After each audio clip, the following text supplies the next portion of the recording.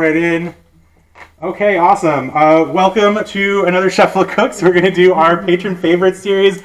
We still have a couple more of these, so do keep in mind for the newsletter for the next couple of months. We got more coming. But for this patron favorite series, we're going to be doing bubble bread, which was suggested by one of my Dungeons and Dragons kids.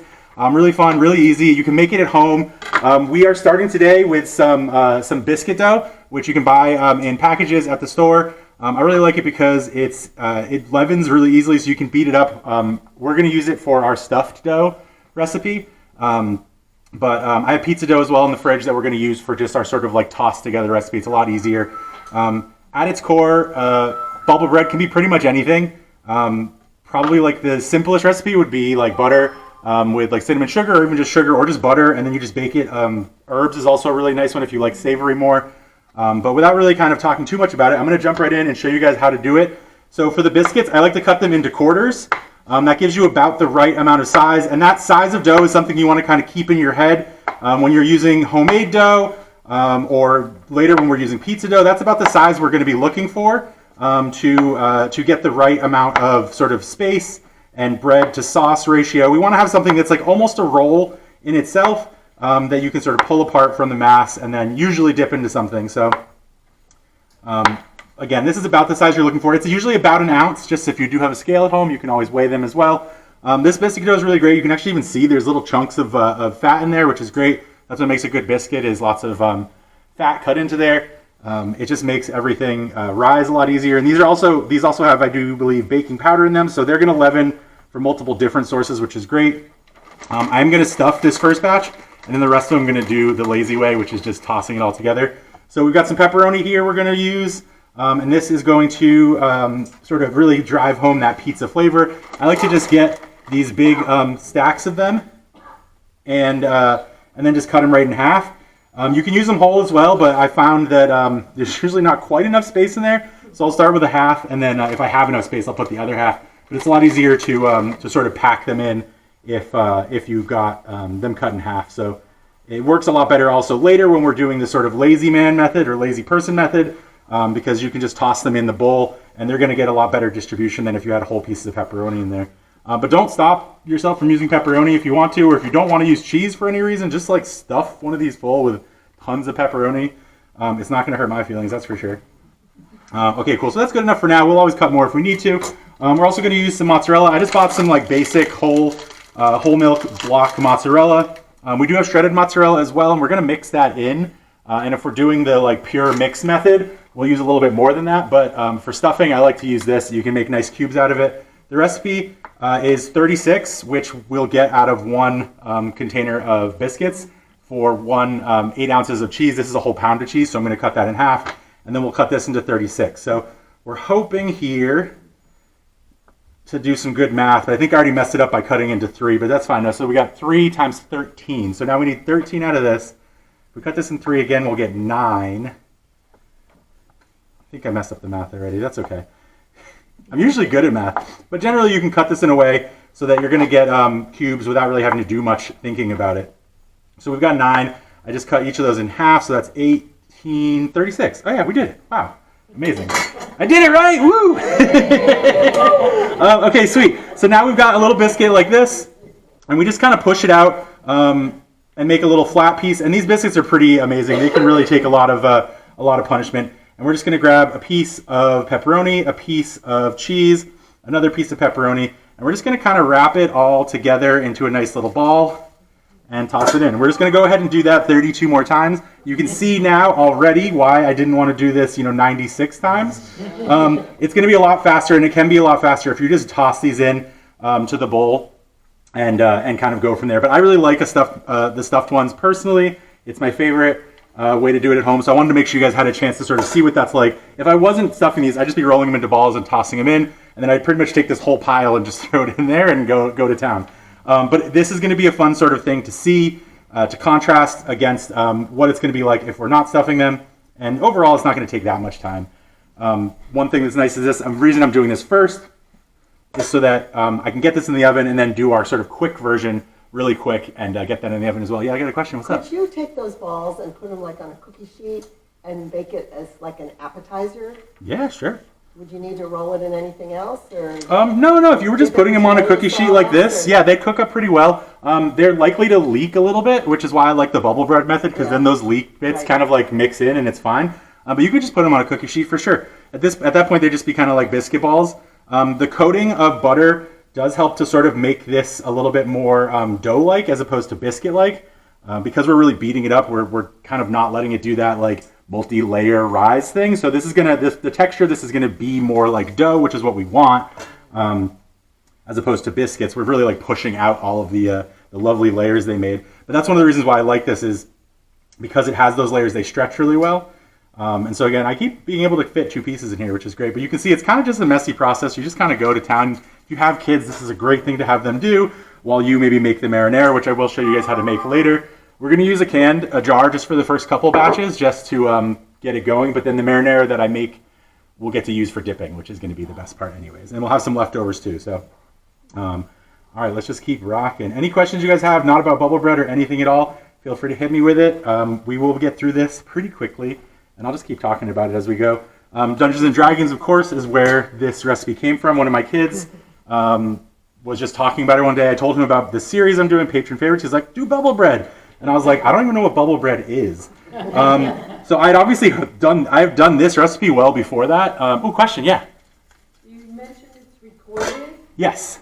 How can we find that recording? Oh yeah, of course. So all the recordings will be available usually the day after on the library's YouTube page. So if you just search up on any of your search bars, Edgartown Library YouTube should pop right up. Right at the top of the page is our Chef Look Cooks playlist, and it goes all the way back to when I was cooking in my home during the pandemic. So there's like a really, really lovely, like long video history of recipes in there. It's a great resource for me as well. Another place you can look, just for if you're interested in more recipes, is my old WordPress blog that I did during the pandemic, which is Trash Panda EPL for Edgartown Public Library .wordpress.com. That's a really fun one. That's got a lot of really good drink recipes. I was doing some drinking during the pandemic. And, obviously I was working, and then we would take the day off and we'd have a couple drinks. And so I was recording pretty much everything I ate during the time. It was a lot of fun. A lot of really good recipes in there. Some good legacy stuff and some things that like I've been cooking my whole life that it was kind of my first opportunity to be able to share with you guys. But once we started going live, we missed a couple of weeks before we had this recording equipment, and then we got this set up, and it's been going on YouTube pretty much every single week since. And there's just a lot of really good stuff on there. There's chowder on there twice, actually, because I did one here and one at home. We've got my birthday special where I made a Reuben meatloaf sandwich, which was absolutely amazing. A lot of really good stuff in there, and it's just kind of a great little piece of history. But this one will be going up there as well, and you'll be able to watch for this very moment when I'm answering your actual question, which is really, it's like, I did that. What goes in a Reuben meatloaf? Yeah, so I was happy you asked. So this was a birthday special. This was probably one of my greatest creations ever made.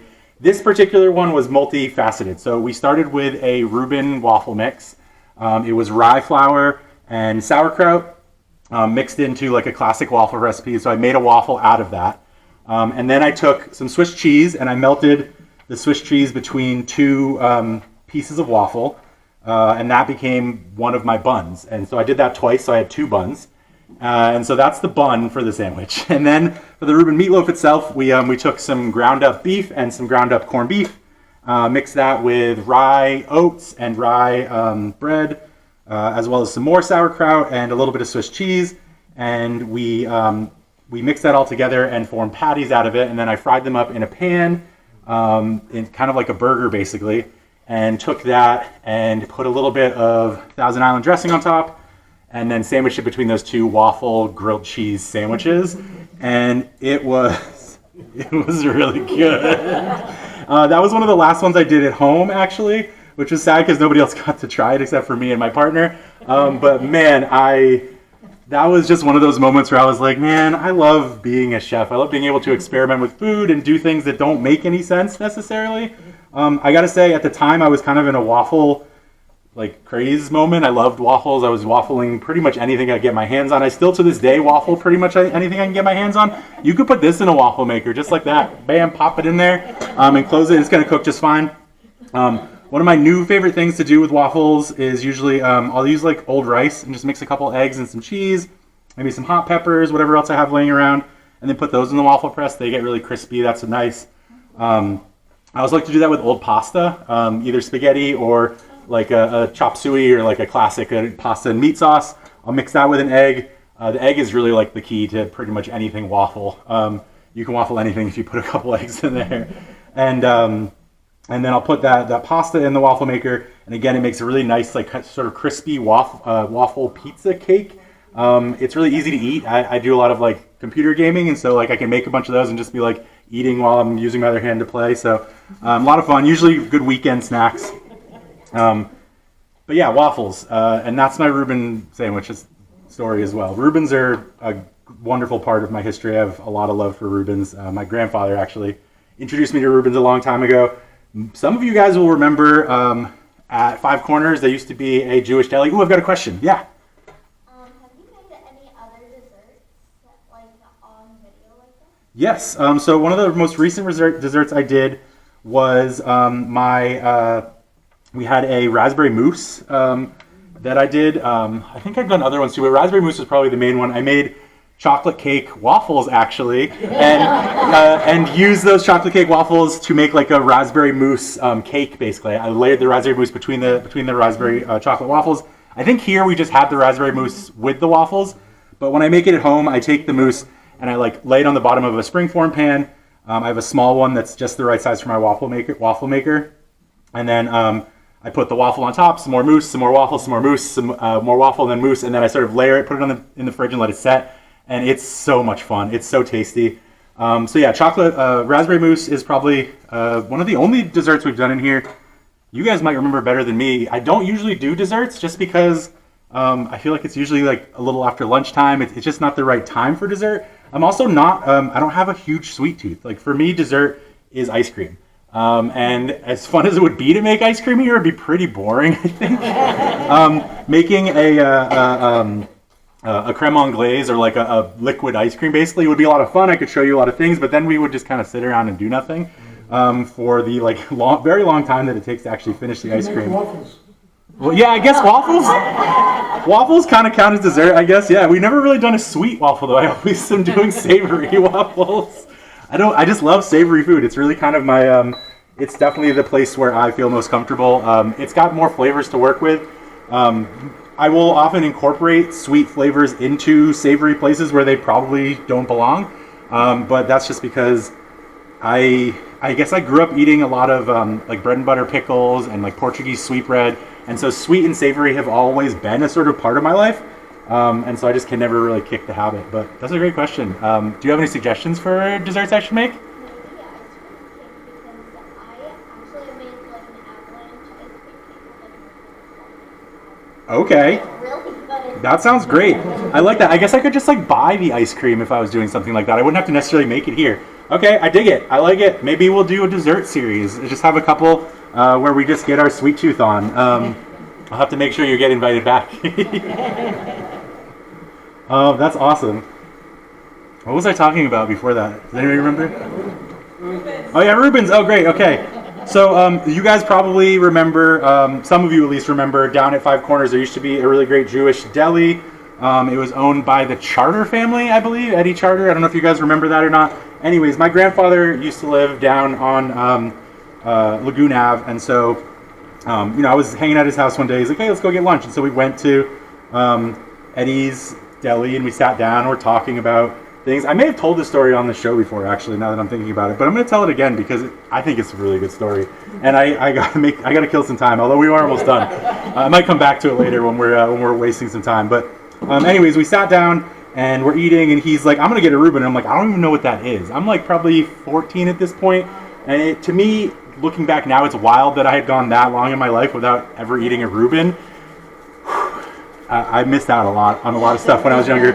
I was definitely like a pretty wild kid. I only ate like mac and cheese, and that was pretty much it until I sort of discovered cooking myself. But anyways, we sit down, we eat a Reuben, we have a really, really intense and lovely conversation, which I'm not going to get into right now because we're at the sort of an action point. But I have a feeling I'll have some time to get back into it later. The short and narrow of it is that we talked about the 10 stages of acceptance, which is something that my grandfather, as a psychology professor had gone over a lot in his classes, and was one of those sort of moments in my life where I learned something that has been sort of foundational, I think, to a lot of my existence since. Not only that I like Rubens, but like how to accept people, and also how to like feel like you have been accepted, and when to know when you've been accepted, and when to know like when you're sort of safe socially, which for like, you know, an awkward 14-year-old kid can be like a really huge boon, and it was a huge boon. And so I always thank my grandfather for that. I don't, you know, he's not with me anymore, but man, it was a lovely moment, and forever whenever I eat or even think about Rubens, that sort of pops back into my head. And yeah, this is now a new restaurant. I just came up with a new restaurant, which I haven't been to yet, but I plan on going there at some point. But I think that was probably one of its greatest iterations. That was back in like the days when you had an internet cafe where you'd go to use the internet. Now we have the library, obviously, but like, and that place was an internet cafe as well. It was kind of revolutionary for the time, honestly. All right, so we're gonna mix this all together with some spices and herbs and all sorts of good things. Some more cheese, because who doesn't love more cheese? So we're gonna do about a cup. This is one batch, which is 32 balls, and it can be any dough or any mixture of dough, whatever you got laying around. It literally could be anything. We're gonna do about a cup of cheese, which is like that much-ish. This is a 4-cup bag. I plan on using the whole thing today. So, and then we're gonna do a third a cup of Parmesan. I do actually want to measure this because I don't want to run out. Perfect. Oh, 30 cup, right? Yeah, it's half cup of marinara. All right, let's see what's next. We got the mozzarella, pepperoni in there this time. Oh yeah, that's right, herbs. I put them right here. Tablespoon each. So I only have a teaspoon here, so yeah, tablespoon each. So I'm just gonna do that 3 times. Yeah, and I just have basil today. I usually have Italian seasoning. I thought I did, but I couldn't find it, so we're just gonna use basil, which is gonna be perfectly fine. That's one of my favorite parts of Italian seasoning. Anyways, the only thing we'll probably miss a little bit is the oregano, but it'll be okay. It's gonna be tasty and savory, and that's really what we're going for. Italian seasoning, garlic powder. So we just need to put some butter in there, and the marinara sauce. We'll start with the marinara, mainly because if I put the butter right on this cold dough, it's gonna get kind of chunky, and it's gonna get chunky anyways. We don't have really a way to avoid that. But the marinara will help like give it something to sort of work itself into. And we're gonna go for a half a cup. Whoa.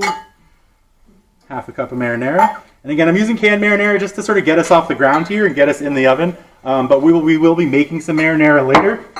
And that's what I would normally use. I usually have that in my canned like stock from the winter. I make a bunch in the winter rather, like the fall, and then I'll have it available.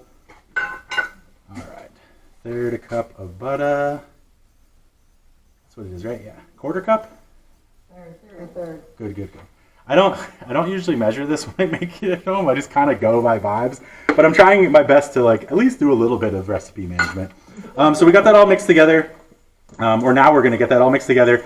I just want to get everything nice and well coated. This is going to help keep everything moist, and it's going to give us that sort of coating that we want between the balls, so that when we eventually go to eat them, they do pull apart, which is what we're looking for. And so really, really nice, really, really heavily seasoned. This is meant to be a snack, and so we want it to be intense and delicious.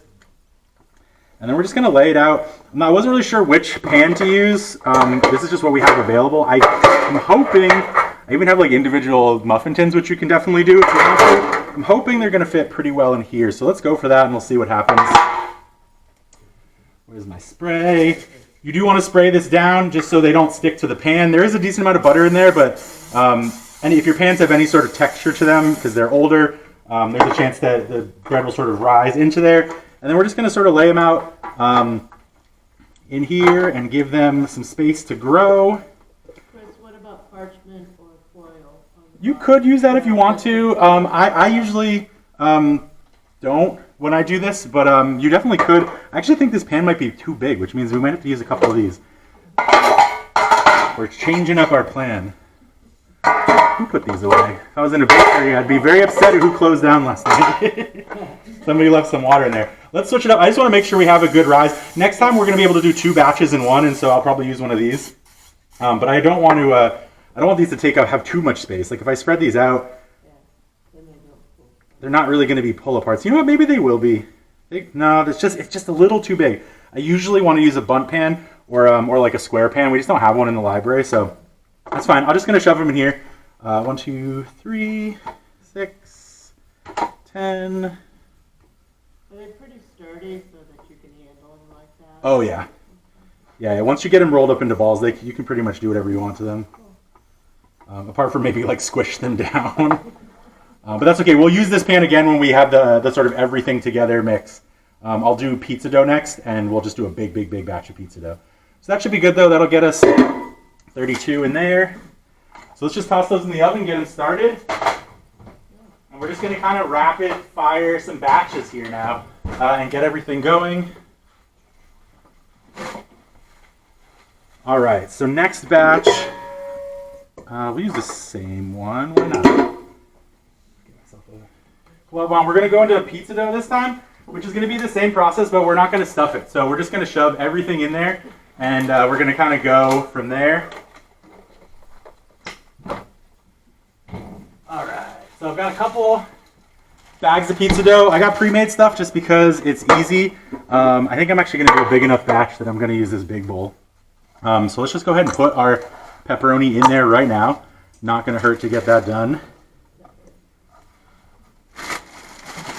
Because it's really easy, and I find that store-bought pizza dough is just really, it's not only easy because it comes done, but it's really easy to work with. Like, that just came out of a bag. When I make pizza dough, it's sticky. It doesn't do that. I don't know what kind of crazy, masterful technique they have here, but they have it, and they know what they're doing.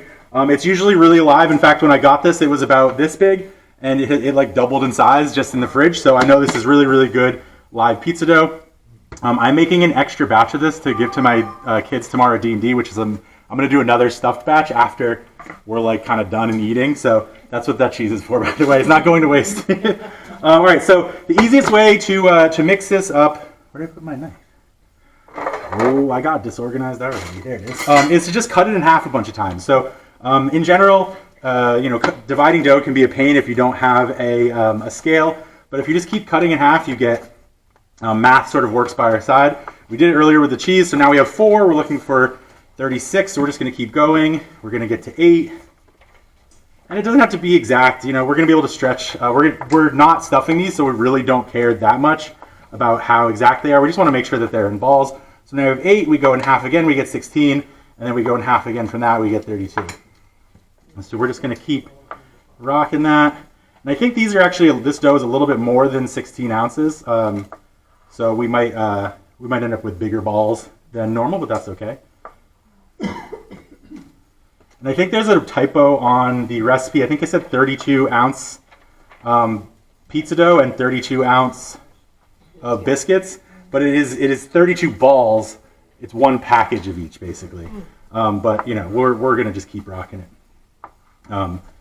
The balls themselves are half an ounce, so it's fine. I mean, if you did 32 ounces, it wouldn't be the end of the world anyways. Right now I'm just kind of like cutting them about the right size. This one's going to be more messy and more fun, and a lot faster. You'll see me do this method and you'll be like, man, why did we ever even think about the other way? But when you go to eat them, it is a little bit more fun. It's cool to like know you have a piece of cheese and a piece of pepperoni sort of at your for sure in your portion. So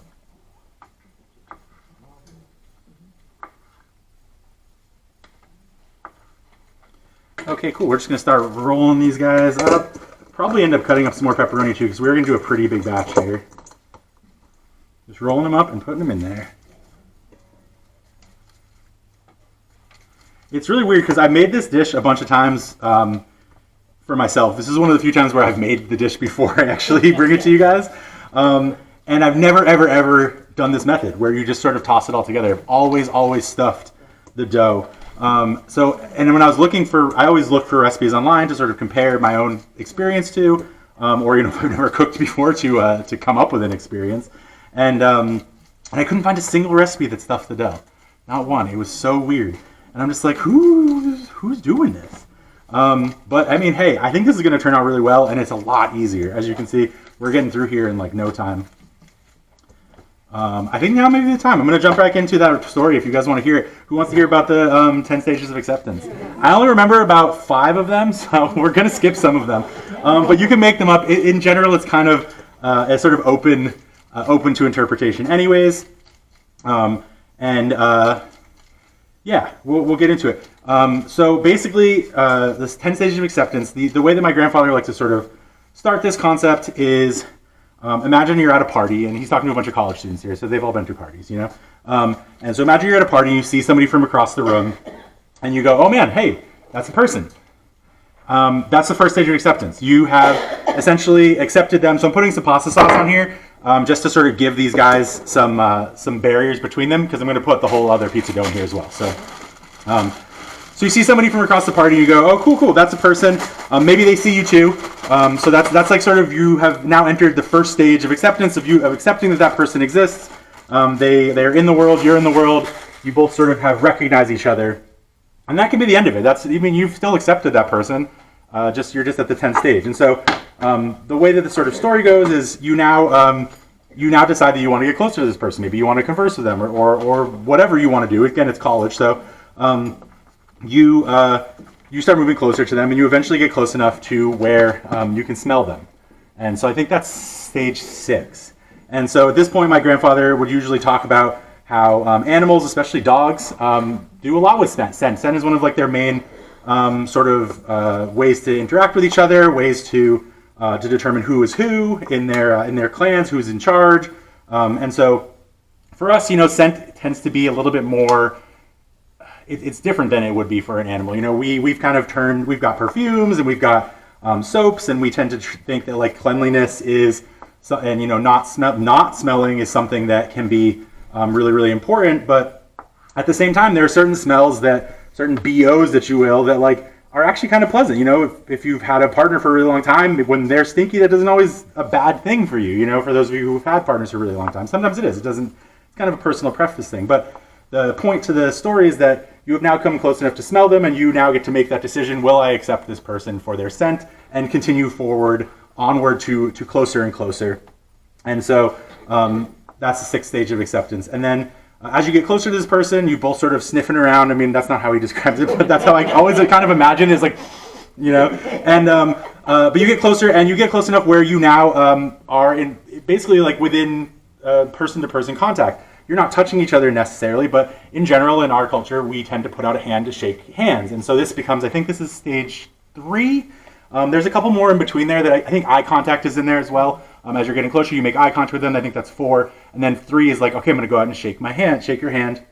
And so we've now moved past, accepting them as like a person and their scent, and we're making physical contact, which, as we all know from the pandemic, is a pretty big stage of trust. I think that's kind of moved up the list as far as most people are concerned at this point. And so you touch them and you say hi, and you maybe start conversing or talking about something, and we haven't really moved into what they're talking about or any content at all at this point. And so then my grandfather, we get around to the point where it's a final stage of acceptance, and we're talking about college students here, so like the thing that I'm not going to mention but has not been talked about. And so my grandfather always likes to ask the college students, okay, so what do you think the last stage of acceptance is? And again, we're talking about college students there, so all of their brains go to the same place. And my grandfather laughs and is always like, yeah, sure, but that's not it. That's not the answer to my sort of riddle, if you will.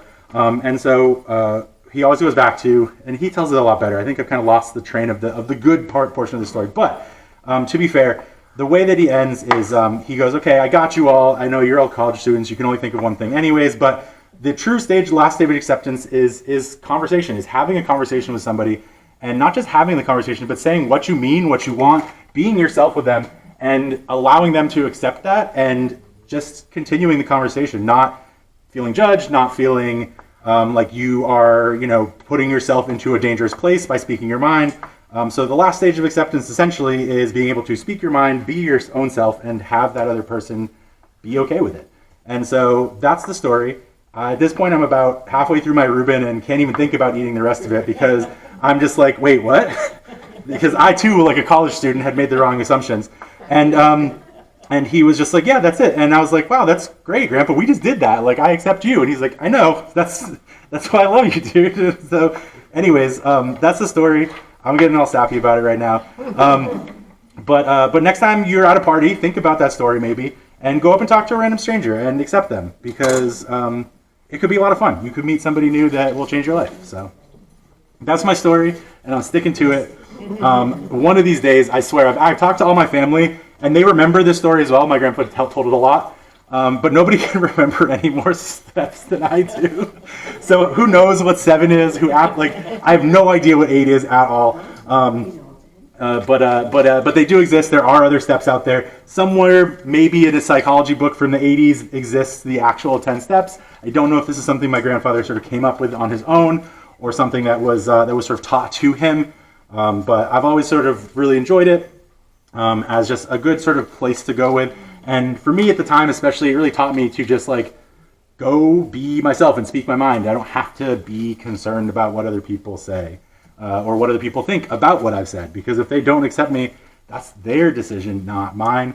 And it was really good for a young kid sort of dealing with being confident, because 14 years old, we're all really awkward, all of us. I don't know what single 14-year-old is not.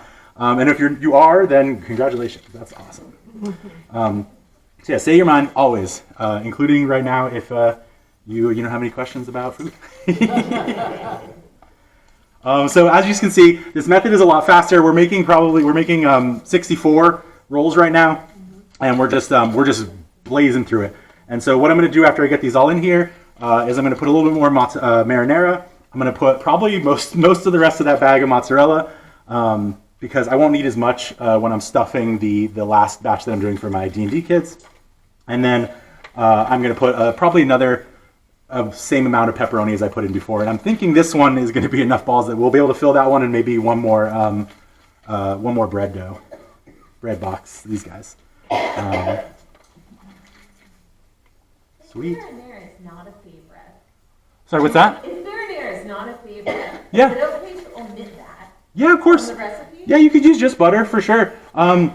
For me, I like marinara in this because we're doing pizza style. But if you wanted to just do cheesy bread, for sure, I would probably use maybe a garlic oil or something like that in addition to the butter, because you do want a decent amount of liquid in there. And the marinara that we're using in here is going to mostly be absorbed by the bread to the point where you might not even notice it in the first place. It's really more of a part of the dish. The dipping later in the marinara, that you can avoid for sure. But this marinara is likely to not really affect the flavor too much, apart from sort of just giving it that pizza vibe. But yeah, 100%. You can always, this recipe, and bubble bread in generally is a recipe that just can be anything. Absolutely anything you want.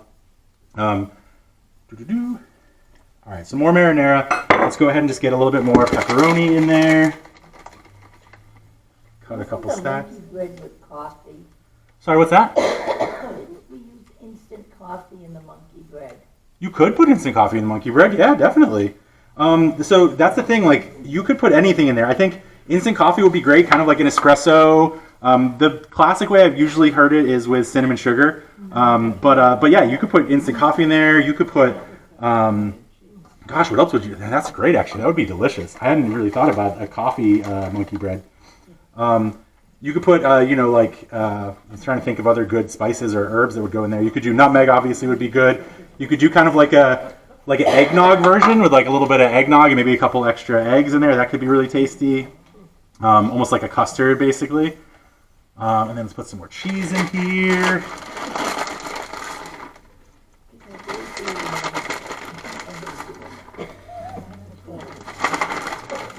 That should be good. All right, and then we got plenty of herbs and spices. So we're doing a double, so we're going to double our herbs as well. And I just don't have my tablespoon measure. I don't know where it went. It has disappeared into this kitchen. So I'm doing 3 teaspoons, which is the same thing. And then plenty of garlic powder.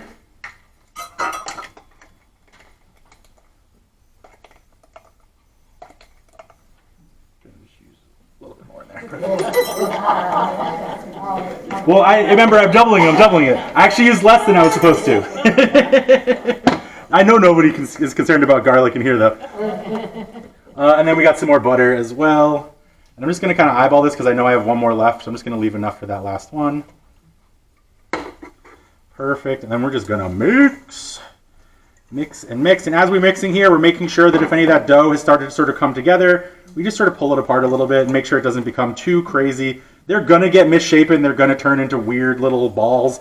We tried to keep them in balls, but it's not likely that's going to happen. We're just going to kind of deal with it the best we can.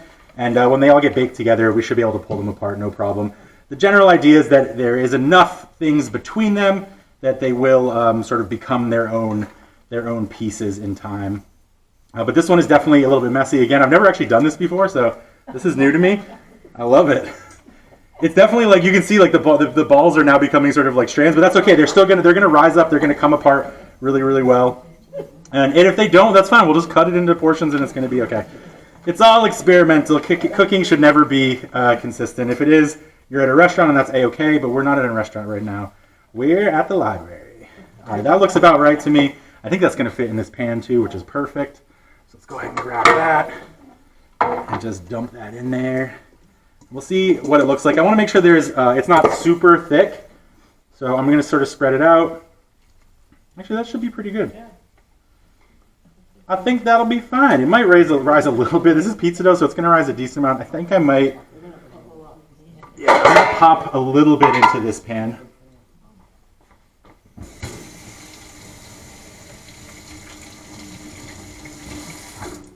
I'm really excited to see how this turns out.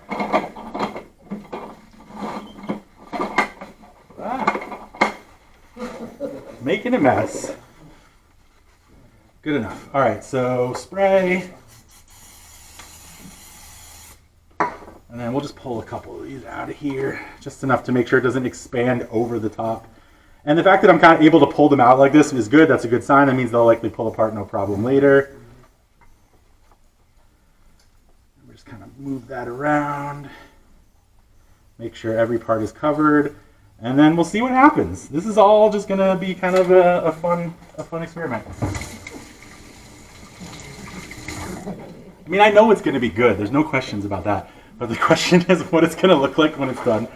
I'm so much more used to having them be stuffed. And when they're stuffed, they have a little bit more resistance, so they don't stick together like this. But I do think that we can already see like where the separations are going to occur. I think it's going to be a lot of fun. So let's go ahead and pop this in here, check on our other ones. Oh, they're looking good. Let's go. I'm just going to take these out and take a quick little peek at them. Give you a little show. I'm going to set my timer on this. I think they want a little bit more time. But you can see the butter is melted. It's starting to come up. The top is looking pretty decent, but I think it's still pretty raw in the center. So we're going to give that a little more time. Make sure my oven is preheating. There's reheating. Okay, and we'll set a timer so we don't forget about that. But we're going to jump right into the marinara portion now. And I'll come back to cooking my kids' balls later. So, all right, let's get this guy cleaned off. So the marinara is really fun. It's really quick, which is why I like it. This is something I'll do like if I come home from work and I'm just like, I just want to make pizza or I just want to make some pasta. Really fast. Lot of ingredients. Or sorry, not a lot of ingredients. I'm just setting my timer real quick before we go anywhere. Timer, let's say 7 minutes. 5 hours, crazy. What was I doing? Oh, you know what I was doing? I was slow cooking pork adobo. It was really good. I used that adobo recipe from last time a lot at home now. All right, so we're going to jump right in. It's pretty easy. We're going to start with some garlic and some oil, and then we're just going to add in onions and carrots and tomatoes. I have some fresh tomatoes and some canned tomatoes, so you can kind of do it however you like at home, but I just had a little bit of both. The tomatoes aren't really great right now. The canned tomatoes probably honestly taste better, but these were on sale, so I grabbed them anyways. Let's see. I got bag garlic again to save us some time today. Though I do suggest using regular garlic if you can. And these ones aren't quite as good as the other ones. They still got a little bit of their butts on them. Just cut a couple of those bigger ones off. Most of them should be fine. We're going to blend this so I don't even have to chop them up, which is one of my favorite parts about this dish, is you don't have to chop pretty much anything. You just kind of toss it in there. Even the onions and carrots, like we're just going to toss them in there. If you do blend them up, it's just going to take a little bit less time to cook, but it's not going to really affect it that much. You know, we're going to make a pretty big batch. I'm going to put a little more garlic in there. Wait, actually, should I put the rest of the garlic in there? Yes. Okay. Let's go. That's really only about 4 bulbs of garlic, so it's not that bad. We only went over by a little bit. But it makes our life a lot easier too. Okay, cool. So we're just gonna get that sizzling, get a little bit of color on that garlic, and in the meantime, we'll just chop up the rest of our vegetables. I started making this recipe when I was working in Asheville. I worked at an Italian, Jamaican, Thai fusion pasta restaurant. It was wild. We had marinara on the menu right beside like curry, and everything was served with protein that was cooked on a grill, and then some form of starch, so either rice or pasta. Every single thing had a really, really nice sauce that was associated with it, and some of them were based in marinara, so we had a really good one that was just like cream and marinara, which is probably one of my favorites. But the marinara sauce was something I made a lot. I ended up being a prep cook there, which honestly, if you are ever bored and want to make some extra money, go be a prep cook in a kitchen. A great way to steal a whole bunch of recipes from your favorite places. That being said, I actually came up with some recipes for this place, so it's not the end of the world. I didn't steal them, I just remember them, and I'm using them and sharing them with you now. The actual recipe itself is, it's marinara, so nobody can own the marinara recipe. But the thing that they did that I really enjoyed, and that you guys have maybe heard of before, but was very, very new to me and has been kind of revolutionary, we put carrots in there. Some of you guys have seen this before. When I was younger, my dad always put white sugar in his marinara sauce because that's what his mom did, and because he didn't really like acidic marinara. And to this day, I kind of really don't like acidic marinara either, so I'm always putting a little bit of sugar in mine as well. But carrots, this has become sort of the replacement for that. Carrots are super sweet, and so they add a really nice sweetness, a really nice balance to that super, super acidic flavor from tomatoes. A couple shows ago, and all the time in general, but a couple shows ago for sure, I went through the different sort of flavors and what their balance is, what their sort of opposite is. Bitter's opposite is salt, but it usually goes really good with acid. Acid's opposite is sugar, usually goes really good with fat, etc., etc. We can get more into it if you guys want to, but every sort of flavor has like its complement, and they're not always enemies. Salt is really good to balance bitter if you're like doing a dish. Like for instance, a lot of fancy places will do like burnt or like ash or char. They'll like char an onion or a piece of leek and just burn it to the point where it's just black. But if you blend that up and add some salt to it, you can actually still taste the leek, and you can taste that onion and allium flavor. But you also get that really cool like bitter burnt flavor, which can be really nice to sort of get your taste buds going. And so, anyway, sugar is really great with the acid of a tomato. It kind of makes it so that you're not getting overwhelmed, and especially with tomatoes like this that we're getting out of season. They're not going to have as many sugars that they sort of have made themselves on the vine, because they honestly just didn't get enough time on the vine with the sun. And so we're going to kind of like give them some pop and give them a little bit of help in that department. I just don't want to burn my garlic, so I'm going to start putting some onions in there just to lower the temperature, but it'll still start to brown. And you can see, whoops, I'm not really cutting these any shape, size, or dimension. I don't really care. I could put the whole onion in there if I wanted to, but it would probably take too long to cook, so I'm not going to do that. I'm just trying to get them small enough so that we can get a little bit more surface area in contact with the heat, and speed up this process. At its core, this marinara should take less time than it takes to bake, which is about 20 minutes. And so, like, there's a chance that that dish I just put in there will be done about the same time that I get done with this marinara. But this pot is a little bit colder than my home pot, so it might take a little bit longer. But yeah, perfect.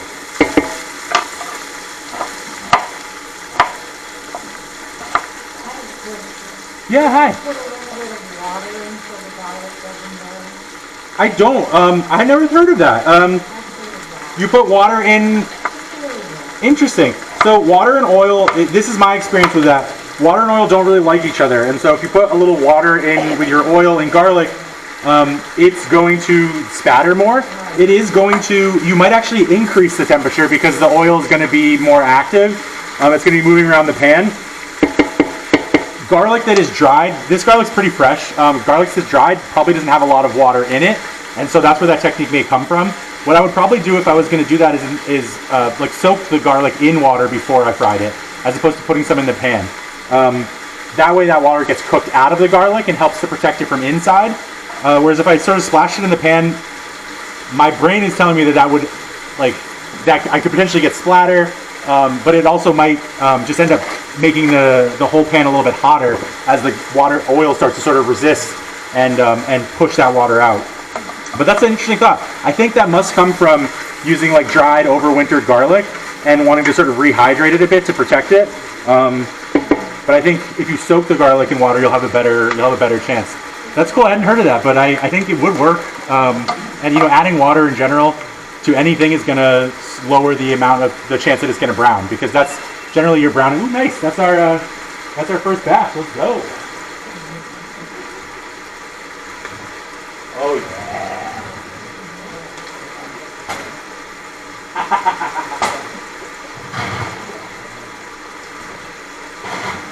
Oh, this second batch is looking so good. Okay, these definitely cooked a little bit faster. I'm just going to show you real quick. We're going to let them cool, and we're going to serve them all at once. But they're nice and brown on the top.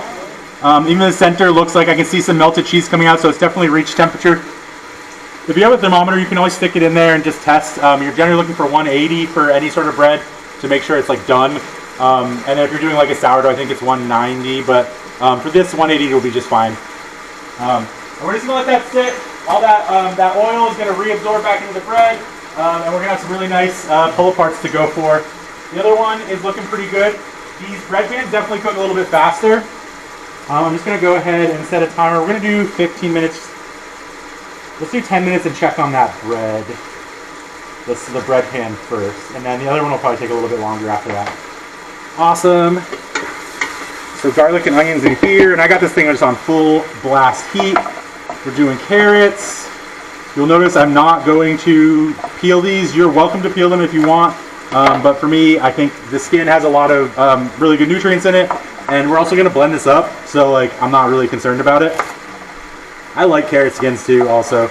In general, I like skins. This is another thing that I'll put into a waffle maker. I'll take like my potato skins and carrot skins, and whatever else I'll peeled, and I'll mix them with an egg, of course, because you got to put an egg in there, and then toss that in the waffle maker, and it makes a really nice, like hearty, super nutritious little cake. And it's just a great way to sort of use it up. It's almost like a hash brown, basically. So again, we don't really care about what these carrots look like. We're just cutting them up so that they'll cook a little bit faster. You could put them in there whole, but that would take way too long. You could also roast this. You could take all these things and put them in the oven if you happen to have, some extra time. You don't want to be paying attention on the stove. You could just add everything to the to an oven with a pan, roast it until they're soft, and then toss them in a pot, and then add your tomatoes and blend it up after that. Anything to save time. Hands-off cooking is really great. I love roasted vegetables for that very reason. You can just toss them in there and forget about them for a little bit. But yeah, this would be a great way to make a marinara, and you're going to add a little bit more flavor in there as well because you're going to have better airflow in the oven. You'll probably get some nice little brown edges even on like the carrots and onions, whereas at this point this pan is too crowded. I'm not going to get anything else browned at this point. So roasting can be a really good way to add a little bit extra flavor in there. All right, and let's check the recipe because I haven't in a while. I want to make sure I'm not forgetting anything. Onion stir combined. Cook for about 6 minutes. Yeah, so we're just going to cut up the tomatoes. That's our next step. So I'm just...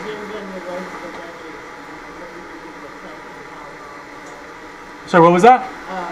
Oh, if you're going to roast them. Oh, I did. Sorry, I heard it after you said it. Like my brain caught up.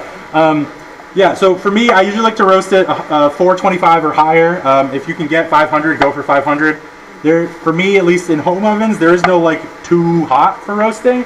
And if I had a convection like commercial oven, I like 400 pretty much on the nose. But in home ovens, like even if you're at 400, you're not really at 400. You're gonna open the oven. It's not gonna like come back up as fast as it should. You're gonna lose a lot of that really important time, which is the beginning of the cooking cycle. And where the convection oven, you can kind of blast right through that. You close that oven on a convection, it immediately goes back to temperature. So I usually like to roast as high as possible because my actual roasting temperature I want is 425. So if I roast at 500 at home, by the time I put stuff in the oven, it's at about 425. And then, I've got to heat the food up, so the oven's going to take time to get back up to temperature. So 500 tends to be my safe space, I guess.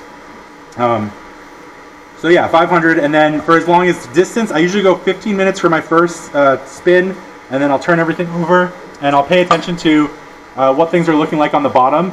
So when I flip them over, if they're getting a little bit brown, that's great. I'm probably at the right temperature. I'll go another 10 to 15 minutes after that.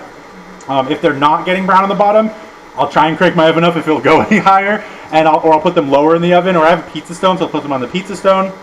And I'm just trying to make sure that my pan is hot enough that it is browning the bottom. In my oven, at least, the bottom, my pan browns, but like the top doesn't brown. Like the air just doesn't get hot enough to like brown from the top. It just browns from the bottom. So that's sort of my like how I think about getting things done. So yeah, and then after that, you just kind of watch it until you think they're done. You know, definitely got to taste test off the pan, make sure everything's looking good. And then depending on what I'm roasting, if I'm roasting like a lot of root vegetables, I'll turn the oven off a little bit early and just leave them in the oven for up to a half an hour. They kind of dehydrate a little bit. They get a nice sort of skin on them, which is really nice because then the center is super moist, and the outside can be really good for like salads or mixing into another dish. It'll hold up a lot better because it's not just like mushy on the outside. It's kind of like a little leathery, and it can take being added into like a soup while still like keeping its texture. So I really like to do that with tofu as well. I was actually just talking about this last night at dinner with one of my vegetarian friends, of like how the best way to cook tofu is it's like really, really hot in the oven until it's brown on two sides, and you just turn the oven off and just let it sit for like an hour, and it almost becomes like tofu jerky. It's really, really tasty, and it concentrates all those protein flavors that make tofu. You know, tofu can be a little awkward if it's really squishy and you don't like squishy. I do like squishy, so it's fine for me, but I do also like the really nice sort of texture you can get from drying tofu out in the oven. And you can do the same thing with vegetables. I think the first time I ever did it on accident. I just like was roasting vegetables one night and was like, all right, they're done, and I turned the oven off. My cats were like on the counter, and I was like, I'm just putting this in the oven, and then I went to bed and forgot about it. And like the next day, I opened the oven to like make some toast, I think, and I was like, oh yeah, and then they were perfect. They were absolutely perfect. Don't tell the health inspector. Obviously, this is for home consumption, so it doesn't matter. Time and temperature abuse is a-okay if you're abusing your own food. But honestly, at the end of the day, like vegetables have a lot. All food, and I've said this before here, and the police are going to come after me at some point. But food safety is really important when you're serving other people. When you're serving yourself, food safety is a lot less important. Most things in a home setting can be abused and left out on the counter for days, and you're going to be fine. It's really all about risk assessment and risk minimization. So if you can, you know, all it takes is 1 grain of rice to be bad, and the whole pot will become bad if you don't treat it right. But the chance that 1 grain of rice is going to be bad is pretty low, especially in our sort of current food culture and the way everything is processed. But we still have to be aware of it and take care of it for professional settings, and which is why we have food safety the way that it's set up. But at home, like, I'm not gonna lie, guys, I leave stuff on the counter overnight all the time, and it doesn't. I'm still standing. If anything, I'm probably better off because of it. What's that? Yeah, well, yeah, the cats.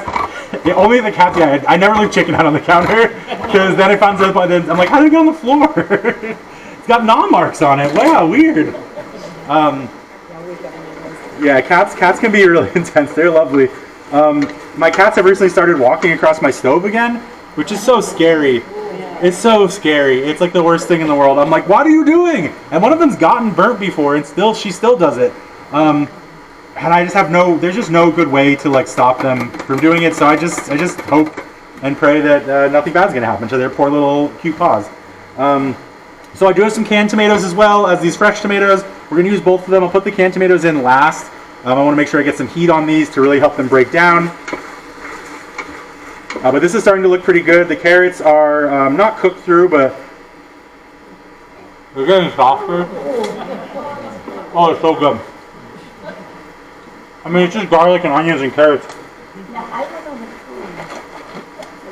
With the pasta line, and they took us on a tour of the kitchen, and they put cream cheese in the marinara. Yeah.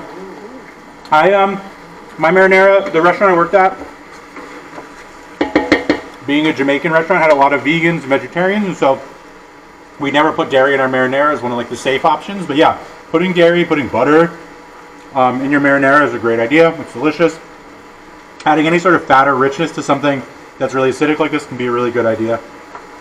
acid and fat go together. Sugar balances it. So, but we never did. And I think if I was putting fat in my marinara, I probably wouldn't be putting carrots in here. I think it's kind of, for me at least, it's either or. You're either leaning heavy into the richness, or you're sort of going back into the light flavors using a sweetness. But yeah, that's actually really cottage cheese. You said? Cream cheese. Oh, cream cheese. Oh, even better. All right, let's go. I mean, you can put cottage cheese in there too, I guess. But yeah, cream cheese is great. Cream cheese is basically just, you know, cream that's been inoculated with the thing that you would use to make cheese, but then it doesn't really like sit around. It just kind of like it's only cheese and flavor really, which is like the kind of the best part about it. Cream cheese frosting, by the way, is my favorite frosting. Carrot cake, I don't care. It can be chocolate cake. It can be red velvet cake. I don't care what it is. You can just be cream cheese frosting on a bagel. I don't give a crap. When I was a kid, they still have it, but strawberry cream cheese, which is essentially cream cheese frosting, and I used to eat it with Ritz crackers, and that's a good memory. Thanks for bringing that one back up. Again, sweet and savory. I just have always been part of it. It's something that I can't get away from. So those carrots are getting hard. We are going to blend this too, so like it doesn't really matter if everything's completely soft, because it is going to get cooked down. In this recipe, usually when I cook it, I am going to be putting it on a pizza, or then cooking it again in a pan before I put pasta in there.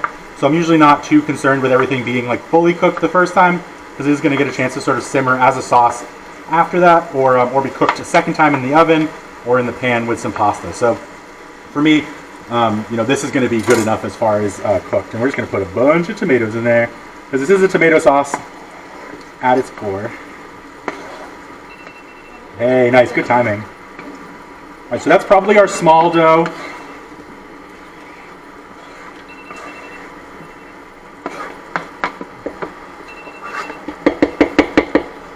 Perfect. Okay, just gonna rinse this off.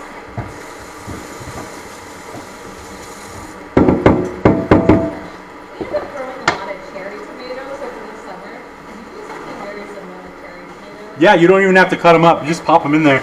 They'll burst from the heat as the inside starts to boil. They'll burst on their own, and then you can just blend them up after that. Yeah, cherry tomatoes are great for this dish, and they're a little bit sweeter too. So it really leans into the carrot sweetness of the dish. Yeah, cherry tomatoes are a great choice. I wish we had cherry tomatoes right now. Oh my God, I wish we had cherry tomatoes right now. The sun golds especially, I actually made a whole batch of this with just sun golds last summer, and I have one more jar left, and it's this beautiful bright orange. It's amazing. I'm not going to forget about this bread. I thought I heard that. All right, so the big one's looking kind of crazy. I think I'm going to give it a little bit more time, just because the center's looking a little bit soft. But we're definitely getting close here. You can see it's kind of, they're a little crazier, but they pull right apart, no problem. So I'm going to go ahead and say this one's done. We'll let it cool as well. I'm realizing maybe I need to cook another one, but I think we'll be fine. How many people we got? We got 1, 2, 3, 4, 5, 6, 7, 8, 9, 10. 23.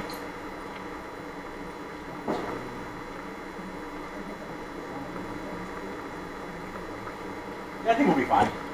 Everybody's going to get at least one ball from each batch, and likely you'll get 3 balls total plus some marinara. So I think we're going to be good. This is a good snack.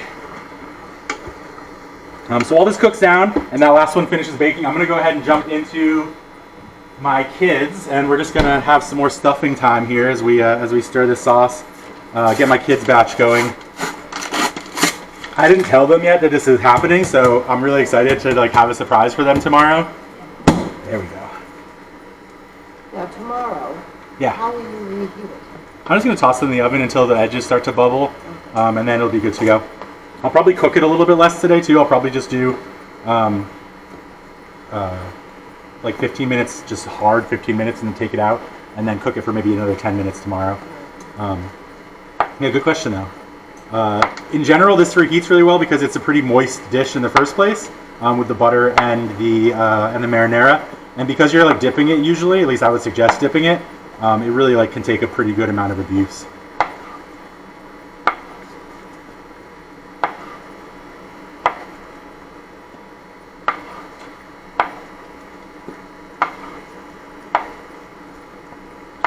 This is the first time I've ever cooked extra for the next day.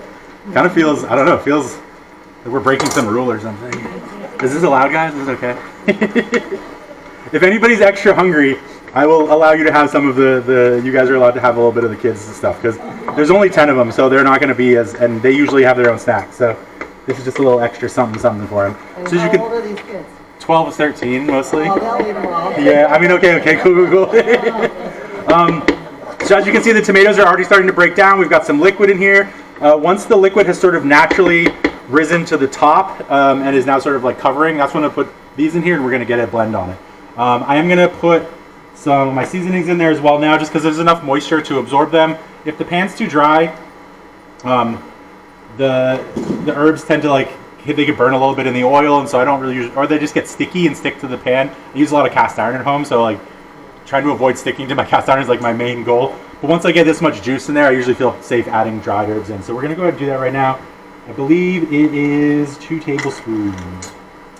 So we are doubling this, so 6 of these boyos.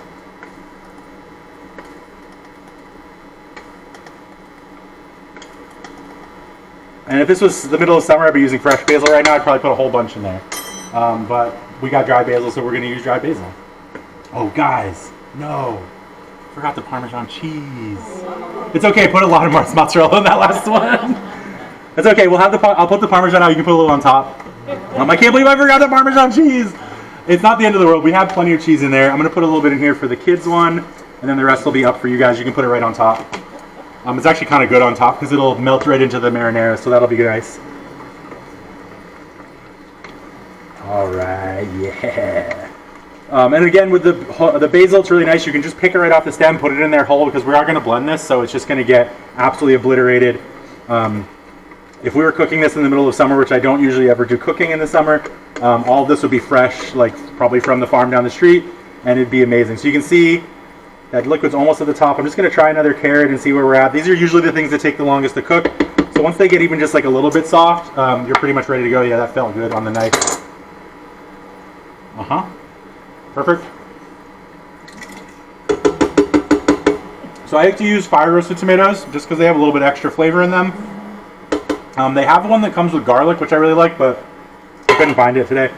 And then crushed tomatoes just because they add a lot of really good body.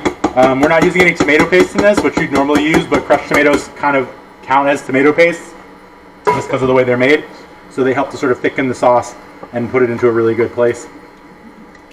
We haven't salted this at all, so I'm going to give it a blend, and then we'll go ahead and salt it after that. But I think it's also time to take these out of the oven.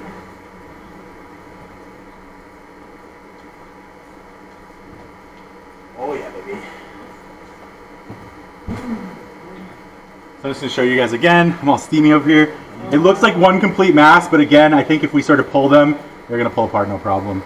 That looks really good. The center feels pretty solid, so I think we're going to be good. We're just going to let it cool. You do not want to eat these straight out of the oven. Do not do it. Yeah, question? Yeah, great idea. Let's go. Now we're talking.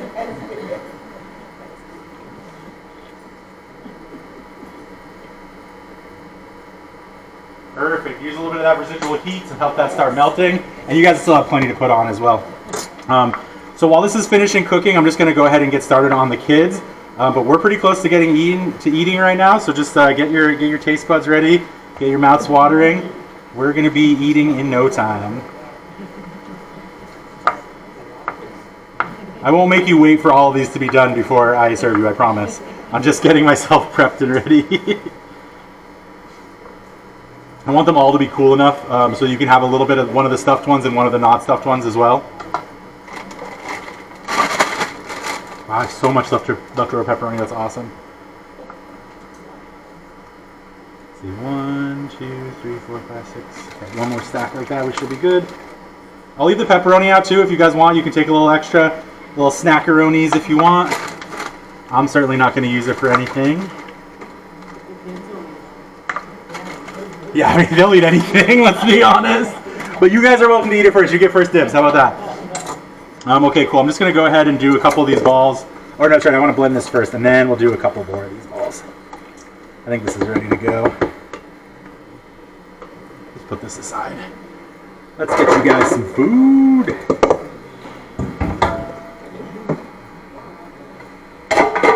Okay.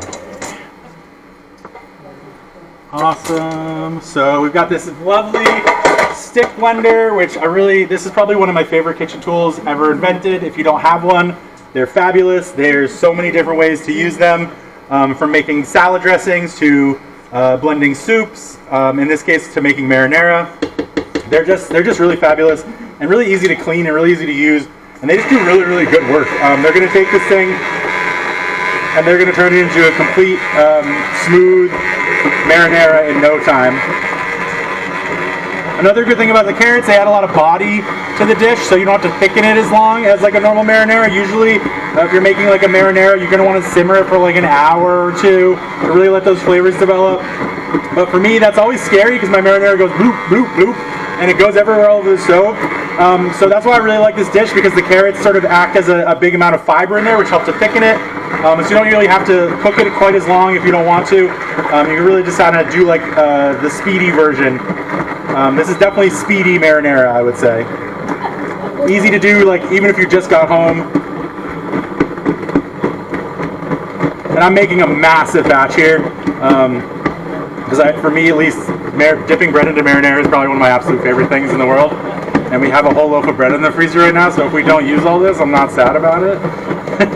But go to town. I'm going to give you guys free reign. I'm going to give you guys a ladle and just let you put as much as you want on your bread. So go to town, use as much as you want.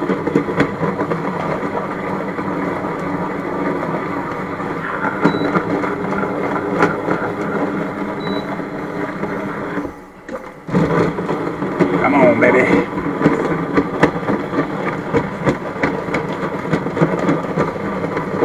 When I worked in commercial kitchens, we had one that was like this tall. You like put it on your shoulder like a bazooka while you're using it. It would just absolutely. It would take this soup to like pulp in no time at all. But this one's a home one. You know, it's a little bit smaller. You got to. What I'm doing, I'm going up and down to let the chunks sort of like fall to the bottom, and then I'm sort of jamming this into the chunks to get them nice and cooked up or cut up. I'm just going to do that until I basically can't feel anything else in there. If you have a stand blender, you can just sort of ladle this into the stand blender.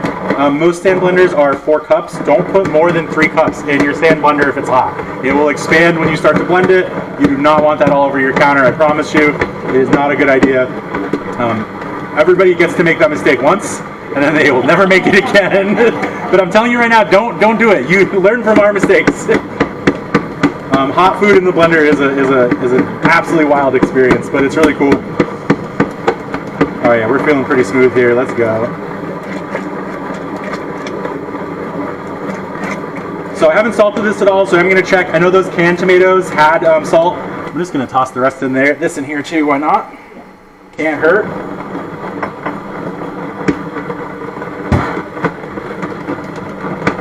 So I'm going to check for salt and just probably add a little bit in there, but I think it's going to be perfect. Sugar is also like really good at sort of turning on your taste buds, much like salt is. So having that extra sort of sweetness from the carrots is going to work to our advantage. We might not have to use as much salt. Ooh, getting tired. But we're going to see. We're going to find out in just a second.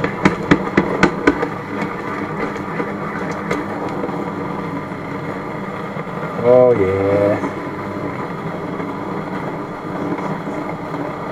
Now, if you wanting to be really fancy with this, you could have not put the herbs in there, blended it up like this, and then passed it through like a fine sieve to get a really, really fine tomato sauce, and then put the herbs in after. Or if you really wanted to be fancy, just don't even like do it after, and then the herbs wouldn't have been in there, you know. But for me, I like the like little bits of herbs. I love the way it looks. I love that it's chunky. But passing things through a sieve is like a classic sort of fine dining experience. Everything has like one smooth texture, monotonous. But that's not how I like to eat. I know how to cook that way, but I have a really beautiful fine sieve at home that I use occasionally, but most of the times I'm more likely to just want that extra fiber in my dish. You know, if you're lucky enough to get a bite of carrot in here, like, count yourself lucky. It's like getting the bay leaf, you know. It's some people say it's bad luck, but I think it's like the best thing that can happen. It's how you know it's homemade. All right, sweet. So these are really cool. Some of them come off. This one does, which is awesome. It's really easy for cleaning. The one I have at home does not come off, but that's okay because I'm usually not cooking anything that's particularly dirty. But it is something you want to be aware of if you're doing like a creamy soup or anything that's got a lot of fat or cheese in it. That cheese can stick to the blade. It can be a really pain in the butt. So you just want to, if you have one that comes apart, that's great. If you don't, just make sure you get in there and really clean it out because the last thing you want is old cheese on your in your next dish. Ours has another attachment. It's like a whisk attachment. Yeah, the one I have the rest of this kit in the basement, and I have a whisk in it as well. It's pretty cool. You can do a lot of stuff. Did I just already find a carrot? That's fine. Might be a little chunky, but that's okay. That thing's not as strong as the one that I have at home. And I just didn't want to put too much time into it, but. Oh, yeah. Okay. Yeah, we're gonna go a little bit of salt, just a little bit. It's still pretty acidic, even though we had the carrots in there. I think that's just because we're using, out of season tomatoes. But the salt is gonna help a little bit to bring that into like a nice, pleasant experience and not something that's so in our face. About a teaspoon.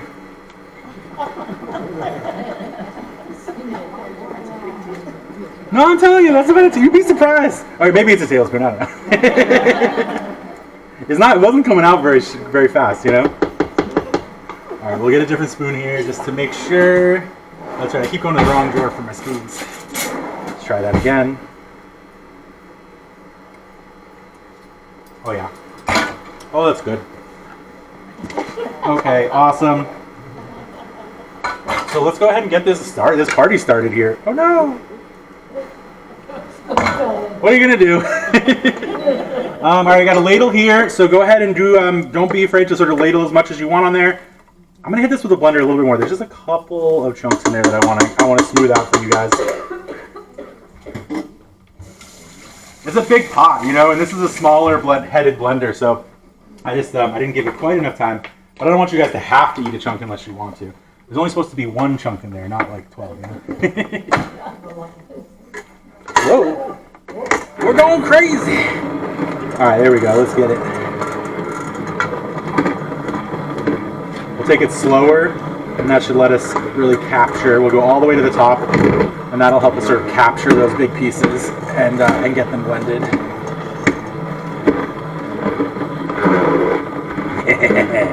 We got one.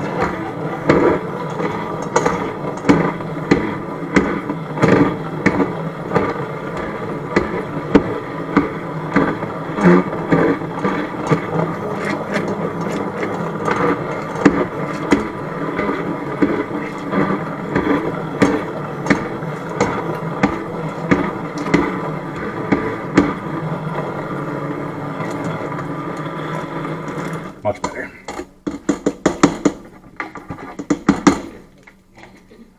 Okay. So I'm going to go ahead and put this out for you guys. Does everybody feel okay with self-serve on the marinara? Yeah. All right, great. So I'm going to pop it out here. I'm just going to start making bowls with about 3 balls in each one.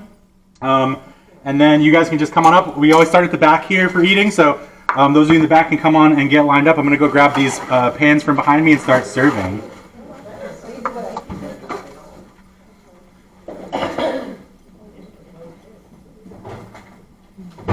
Alright, so these are the stuffed ones. And these are the wild and crazy ones. Look at those. We'll get a little spoon action here to help me serve. So let's see, how are we going to do this? We're going to cut these in 5. I think I'm just going to try and get 1 ball each, basically, from the stuffed one.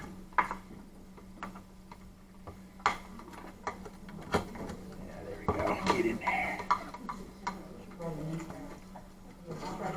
And then we'll First one go. is 2 bowls. What? The first one is 2. Oh, this one's 2 balls? No, that's perfect, I think. And then we'll get a ball in each of these. So that's for the start, and then feel free to come back if I have more, you'll be able to get in there. So one of those is stuffed, and one of those is not stuffed. Great, thank you. Of course. Take as much marinara as you want. Let's see if we can get this done. Good idea. Thank you so much. Yeah, of course. This has been a great class, and I can't wait to try the Can't wait to, oh my god. Thanks for trying. It's absolutely wild. I didn't really think about the serving portion of this because it's really designed to be Yeah, pulled apart. sort of pulled apart and not spooned apart. Sure, but here sure, we are. Well, I'm gonna see a little lost cheese. Come in, here's this. Sorry, because I had to go talk to Caroline. That's okay. Good talks. Yeah, you know, Did you tell them all about New Orleans? I told her about New Orleans. She's gone to something, so Oh yeah. somebody I've known since they were both, Yo-Hi. Oh, fun. Yeah. Oh, here we go. I don't know how many. Yeah, Whatever there you we put go. in, could you just throw them in here? Now we're talking. Yeah, of course. That way I can take it home. Now I know what I'm having for dinner. So what makes them bubble? Well, because they look like little bubbles. Oh, I didn't know if it was anything fancier than that. No, it's pretty simple for sure. Okay. All right. Here, let me get you one more of the stuffed ones, or one of the stuffed ones. What, me? Oh, Yep. okay. Thanks. I thought they were all stuffed, but maybe that was when I was out. Nice. Okay, Thank you. these guys are good to go. They're cool enough now I can just actually pull them apart. That's the trick. Thanks, Chris. Yeah, As of course. Always. I didn't get, I was in New Orleans when it was time to register, so when I got home, I'm like, oh, well, so I waitlisted, and then I got an email that I got, Yep, yeah, that was, 2 days ago or something? I think I let everybody in. Worked out. yes, All right, let's see if I can do this. Come on. this will be a, Ah, dang. I was hoping it would come out and I could just, yeah, it did, nice. I can just pull them apart from here. See you next week, thanks. See ya.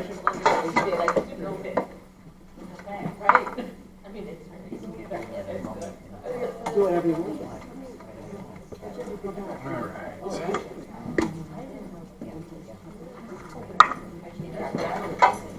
This looks delicious.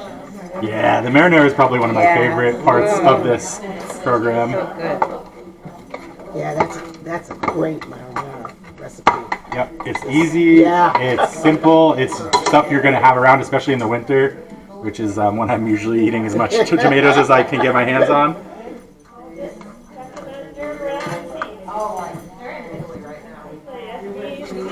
So which is which now? This is the stuff? Yeah, no, so there, you should have one of each in there, Oh, although okay. I think I might have ran out of stuffed already somehow. Oh, no, wait, these are all out there, but yeah, we just have this one left. Oh, no, these ones, yeah, I ran out of stuff. How did I do that? Whoops. Oh, well. It's all good. Well, I have plenty of bread. I think the stuffed one I must have double served it on accident. I think I did. Yeah. One of these ones should have a stuffed one. This one does, I believe. That's a stuffed one. Yeah, I think what happened is I accidentally served from the same one twice. Whoops. Hey, I wasn't sure how I was going to serve this in the first place, and I already made my first mistake. We'll forgive you. Thanks, I appreciate that.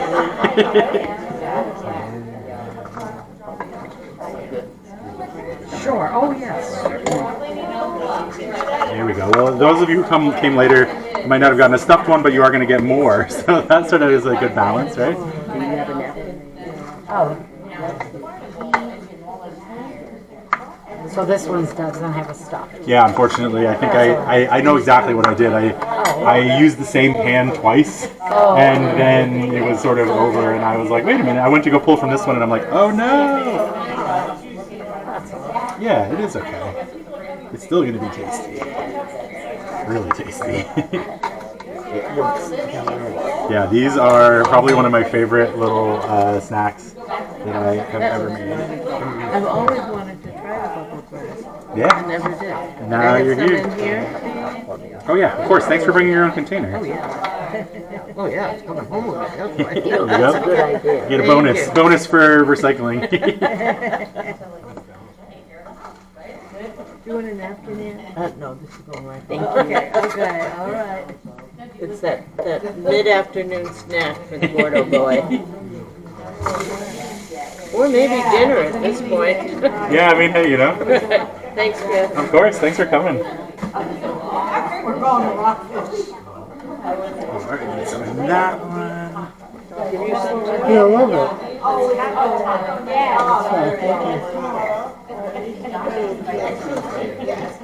one can use some extra. That one can use some extra. Seems pretty good so far. Yeah. I think we're gonna work out. I think it's working out. I'm gonna have just enough. Can I just try the stuffed one only? So I accidentally served all the stuffed ones already. Yeah, I had 2 pans of stuffed ones and I got them mixed up, and so I served like the first couple ones had some double stuffs. And I'm very sorry to say that I do not have any more stuffed ones. I'm still very sorry. But I'm gonna be making that batch for the kids. I don't know if you want to stick around, but I could get you one. I'll just have one of those. Yeah, of course. Yeah, definitely. I get you a nice big one.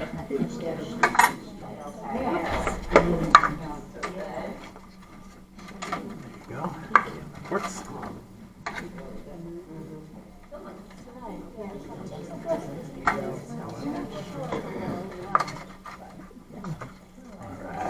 Alright, we're gone. We got nice packs. How many people we got? Oh, just a couple more left. Great. There'll be plenty then.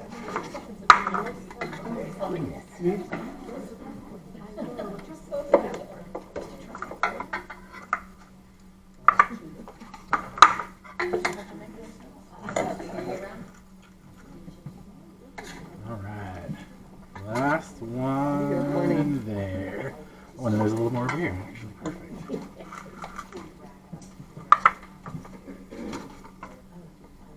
Sweet. And all the dregs. You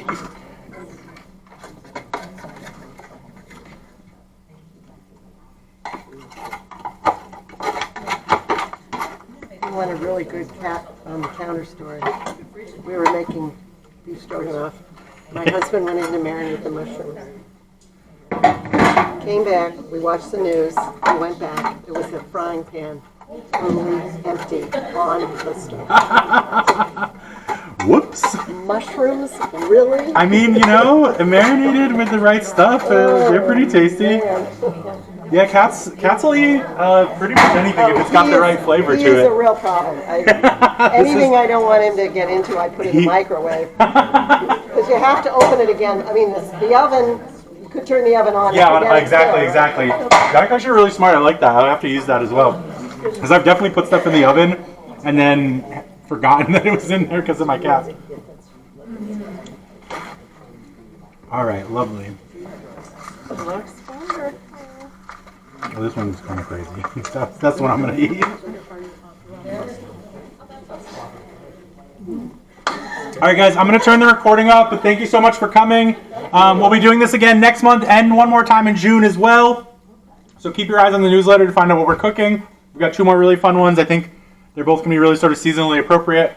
The June one especially I'm very excited for. It's going to be absolutely a lot of fun. And it's just going to be so intense in like the best ways possible. So keep your eyes open for June. June will be, I think, on the 25th. I think it's again at the end of the month in May as well. So just look towards the end of the month for our next programs. You can check this out and all the other recordings at Edgartown Library YouTube. Again, you can just search it in your search engine.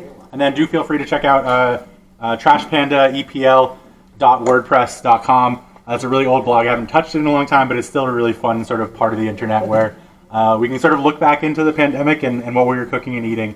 But thank you all for coming. Thanks for cooking and eating. And I'm really excited to hear what you guys do at home.